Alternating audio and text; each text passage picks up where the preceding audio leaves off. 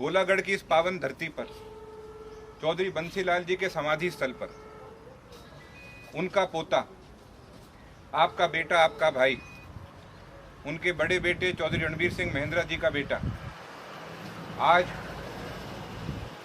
आपसे विनती करता है, मैं आपसे प्रार्थना करता हूं कि अब अगले 1 साल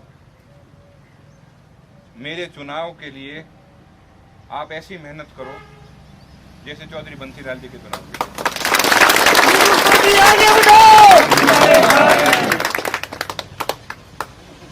मैं विधानसभा का चुनाव तोशाम हल्के से लड़ूंगा।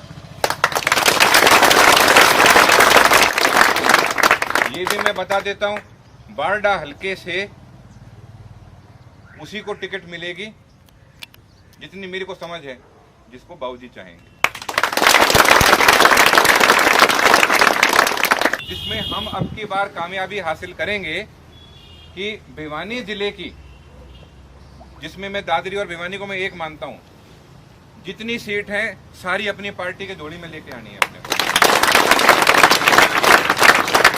इसलिए भिवानी और दादरी जिले के राजनीतिक उत्थान के लिए ये जरूरी है कि तोशाम हल्के से, मेरा ऐसा मानना है कि तोशाम हल्के से चौधरी बंसीलाल जी का खुद का खून, उसका पोता लड़े और जीते,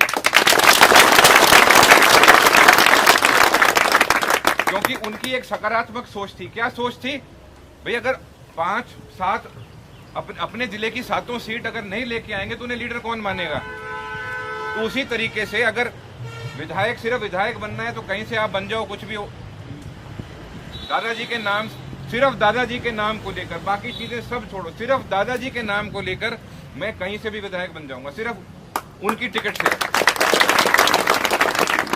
पर अगर अपने इलाके की मजबूती वापस लेकर आनी है, वो तभी होगा अगर औरों को साथ में ले जाकर जिताकर लेके आएंगे। और यही कमी हमारे जिले को, हमारे इलाके को काफी समय से सेध रही है। तो अब की बार बदलाव होगा, बदलाव सोच का होगा, बदलाव चाल चलन का होगा, बदलाव विधायक का होगा। क्यों भाई, एक साफ सी बात है, मैं किसी को गलत नहीं कहता, किसी के बारे में खराब नहीं कहता।